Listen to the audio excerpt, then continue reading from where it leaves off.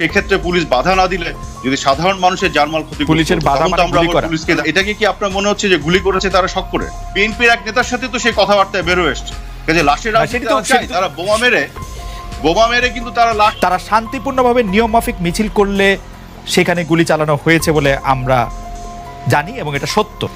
আমেরিকায় পালিয়ে গিয়ে সাবেক তথ্যমন্ত্রী এখনো এ ধরনের কথা বলবেন, যেটা কল্পনাবিহীন। ছাত্রদেরকে কিভাবে গুলি করা হয়েছে, পুলিশদেরকে কি ধরনের নির্দেশ দেওয়া হয়েছে নিয়ে আরো কিছু চাঞ্চল্যকর তথ্য দিল এই যে সাবেক তথ্যমন্ত্রী আরাফাত। এবং স্বৈরাচার শাসন আমলে কত ধরনের অরাজকতা হয়েছে সেটা আজকের ভিডিওতে আপনারা সেটা জানতে পারবেন, কারণ ইতিহাস কখনো কাউকে ছাড় দেয় না।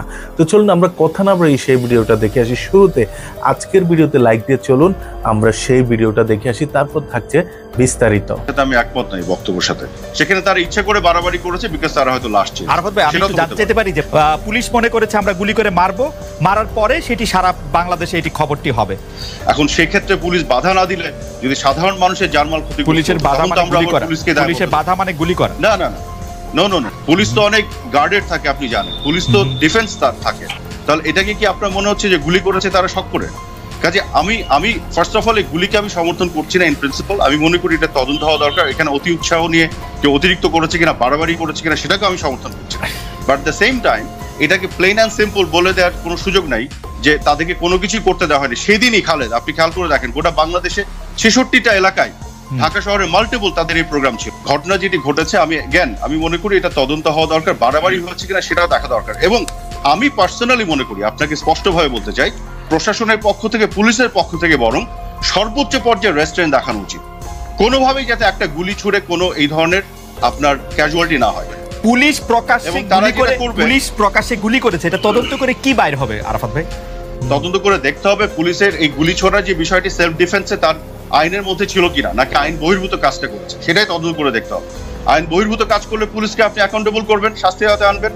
আর যদি সে আইনের ভিতরে থাকে, তার সেলফ ডিফেন্সে করে, সহিংসতাকে দমনের জন্য সে করতে বাধ্য হয়, তাহলে সেটা ওইভাবে বিবেচিত হবে। As simple as that. এবং আমার কাছে অনেকগুলো ভিডিও ফুটেজ আছে যেগুলো আমি কালেক্ট করেছি, বিভিন্ন সোর্স থেকে পেয়েছি। অনেকেই তো হাতে হাতে ফোন ভিডিও করে ফেলে। আপনি কিন্তু ওখানে দেখবেন পরিষ্কারভাবে যে পুলিশ যখন তাদেরকে আটকানোর চেষ্টা করছে, তারা কথা না শুনে পুলিশকে ধাক্কা দিয়ে যখন বের হয়ে যাচ্ছে, পুলিশ সেটাও টলারেট করেছে।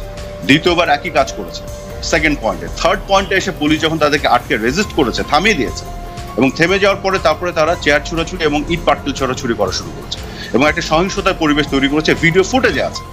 এবং উস্কানি ছাড়া, এই ঘটনাগুলি ঘটা ছাড়া কোনো সহিংসতার পরিবেশ তৈরি হওয়ার আগে ছোট্ট প্রশ্ন করি, আমি শেষ করে নিই, আপনি প্রশ্নটা করেন। দ্বিতীয় জিনিসটা হচ্ছে, আপনি কি পুলিশ যখন গুলি করেছে সেটার ভিডিও ফুটেজ দেখেছেন? না না, মানে আপনার কাছে ভিডিও ফুটেজ গুলি করার আগের ঘটনা, মানে গুলি করার আগের, মানে আপনি চেয়ার ছোড়াছুড়ি ঘটনা, আমরা চেয়ার ছোড়াছুড়ি ঘটনা আমরাও দেখেছি। একটু আগে না পরে বলি, বিক্ষিপ্তভাবে বিভিন্ন জায়গা থেকে আসছে তো ভিডিওগুলো, সেগুলো দেখে আমি আপনাকে বলছি। কাজে আমি আবার আপনাকে বলি, আমি নিজেও এই হত্যাকাণ্ড, মৃত্যুর যে বিষয়টি নিয়ে আমি বিরক্ত। সবার প্রতি নির্দেশ দেওয়া ছিল যে এটা কঠোর হস্তে দমন করতে হবে। যেমন আপনাদের তথ্যমন্ত্রী, আওয়ামী লীগের তথ্যমন্ত্রী স্পষ্ট বলেছে যে আমরা এখনো শুরুই করিনি, মোকাবেলা করার মানসিকতা নিয়ে আমরা মাঠে নামলে কোথায় বালাবে সেটি হচ্ছে প্রশ্ন। একজন মন্ত্রী চেয়ারে বসে এরকম কথা বললে পুলিশ তো গুলি করবে। শোনেন, আপনি তো ভুল করছেন। উনি যেমন মন্ত্রী, উনি তো আওয়ামী লীগের যুগ্ম সাধারণ সম্পাদকও বটে, যে কারণে উনি একজন পলিটিক্যাল ফিগার। কিন্তু এবং উনি যখন মাঠে নামার কথা বলছেন, উনি আওয়ামী লীগের দলীয় নেতাকর্মী এবং জনগণকে নিয়ে মাঠে নামার কথা বলছেন, উনি পুলিশকে নিয়ে মাঠে নামার কথা বলছেন না। এটা যদি স্বরাষ্ট্রমন্ত্রী বলতে আপনি এই কথা বলতে পারতেন। কাজে আপনার যুক্তির মধ্যে এখানে ফ্যালাসিটা চলে আসে। জনগণ নিয়ে মাঠে নামাটা কিরকম আরাফাত ভাই? জনগণ নিয়ে মাঠে নামাটা কিরকম? জনগণকে নিয়ে আপনি যদি শুনেন, আপনি যদি সরকার যখন ক্ষমতায় থাকে, জনগণ মাঠে নামলে পুলিশ পাহারা দিয়া জনগণ মাঠে নামলে তো একই কথা হয়। সরকারে যে ক্ষমতা আছে সে তো একটা রাজনৈতিক দল, এবং এই রাজনৈতিক দলটার তো একটা লড়াই করার ইতিহাস আছে। আপনি যখন তাকে চ্যালেঞ্জ করবেন, আপনি যখন অগ্নি সন্ত্রাস করবেন, সহিংসতা করবেন, আপনি উগ্রবাদকে যখন নিয়ে আসবেন, জঙ্গিকে মদত দিবেন, রাজনৈতিকভাবে মোকাবেলা করতে হবে। কিছু চ্যালেঞ্জ করা হয় না, কিছু চ্যালেঞ্জ করা হয় না। পুলিশ জনগণকে নিয়ে মাঠে নামতে হবে। আমি সারাদিন সেদিন টিভি দেখেছি, কিছু চ্যালেঞ্জ করা হয় না। পুলিশ সেদিন সর্বোচ্চ তাদের খারাপ কথা বলেছে, সরকারের বিরুদ্ধে স্লোগান দিয়েছে। সরকারের বিরুদ্ধে স্লোগান দিবেন, সেটা তো সেদিনের কথা। তথ্যমন্ত্রীর যে বক্তব্য সেটা তো সেদিনের কথা রেফারেন্স না, এটা তো একটা ওভারঅল বক্তব্য উনি দিয়েছেন। আচ্ছা আমি আপনার বক্তব্য সবসময় ক্লিয়ার। আমি আপনাকে তথ্যমন্ত্রী হাসান মাহমুদের যে অবস্থা, আপনার বুঝতে একটু অসুবিধা হয়, আমার বুঝতে একটু অসুবিধা হয়। তথ্যমন্ত্রী হাসান মাহমুদের যে বক্তব্য সেটা হচ্ছে যে বিএনপি লাশের রাজনীতি করছে। আমি বাংলাদেশে কি করা হয়, যে ভিকটিম হয়েছে তাকে ব্লেম করা হচ্ছে না, যিনি মারা গেছে তার পরিবার তারা বুঝে এখানে তাদের কি লস। এখানে আমার ফুল সিম্প্যাথি আছে।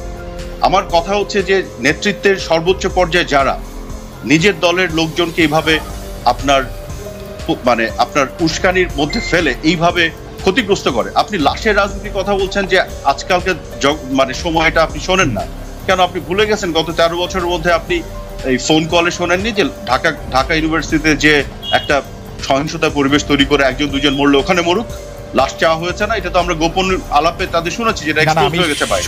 লাশের রাজনীতি এখনো করছে তারা, এবং কারা করছে? এটা বিএনপির এক নেতার সাথে তো সেই কথাবার্তায় বের হয়ে এসছে যে লাশের রাজনীতি তারা বোমা মেরে কিন্তু তারা লাশ ফেলছিল, আপনার অগ্নি সন্ত্রাস করে তারা সাধারণ মানুষকে কিন্তু ক্ষতিগ্রস্ত করছিল, মৃত্যু মুখে পতিত করছিল, কিন্তু তারা ঢাকা ইউনিভার্সিটিতে লাশ চাচ্ছিল।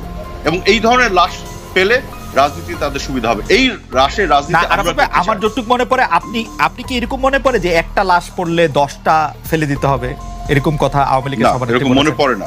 আগে পরে কি বলেছেন এটা বলে মাঝখানে কতটুকু এনে, না এটা আগে পরে না তো, একটু সিগনিফিকেন্ট কথা এটা আগে পরে আর কি থাকতে পারে? এই সিগনিফিকেন্ট কথাটার আগে কি বলেছেন পরে কি বলেছেন সেই কথাগুলো ফেলে দিয়ে শুধু মাঝখানে কথাটা নিয়ে আসলে এটা সিগনিফিকেন্স থাকে না, এটা তখন প্রোপাগান্ডা, অপপ্রচার হয়ে যায়। সেই কাজটা করা যাবে না। হ্যাঁ, আপনি যদি প্রশ্ন করেন, পূর্ণাঙ্গ উত্তরটা শুনতে যদি চান সেটা আমি বলতে পারি, কিন্তু এই ধরনের কথা যেটা আপনি বললেন কোট আনকোট, এরকম কোনো কথা এক্স্যাক্টলি অ্যাজ ইট ইজ বলা হয়নি। তার আগেও কিছু বলা হয়েছে, পরে কিছু বলা হয়েছে। সম্পূর্ণাঙ্গ কথা যখন শুনবে তখন ইট উইল মেক সেন্স। পূর্ণাঙ্গ কথা বললে তো আসলে আমরা কোনো উদাহরণই দিতে পারবো না আরাফাত ভাই। ফোনের কথা কোনো একটা উদাহরণ এরকম তো দিতে পারবো। ফোনের কথার মধ্যে প্রথম কথা সেইটাই একমাত্র কথা ছিল না যে একটা লাশ পড়লেই শুধু কাজ হবে না, আরো কয়েকটা পড়তে হবে, ঢাকা ইউনিভার্সিটিতে আমার লাশ চাই, এরকম ছিল না কথা। আপনি শোনেন, ফোনের পূর্ণাঙ্গ কথার মধ্যে পুরা কথার মধ্যে যেটা চাওয়া হয়েছিল সেটা হচ্ছে একটা সহিংসতার পরিবেশ তৈরি করে এবং লাশ চাও, লাশটা বাইরে পড়ছে, এটা ঢাকা ইউনিভার্সিটি পড়বে, এটাই ছিল তার মূল সেন্সটা।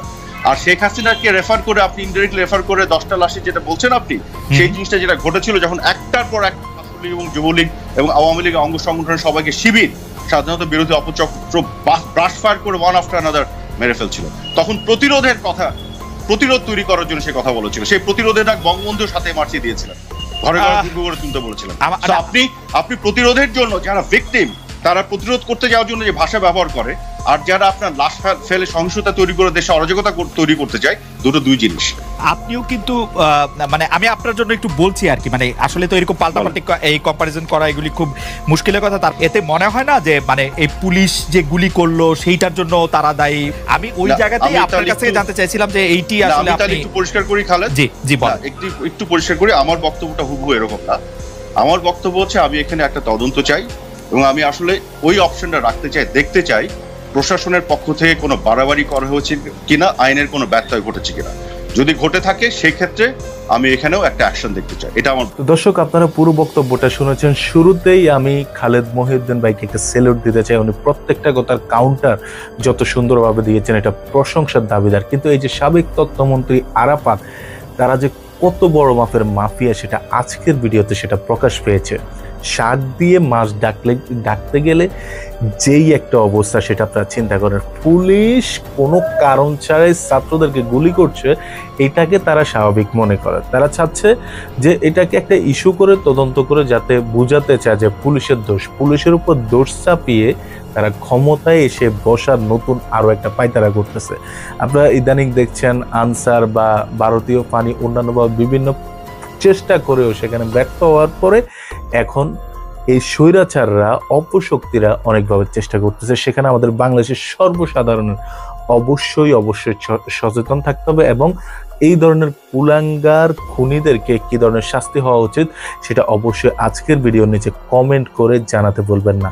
দেখা হচ্ছে পরবর্তী ভিডিওতে। Bye bye.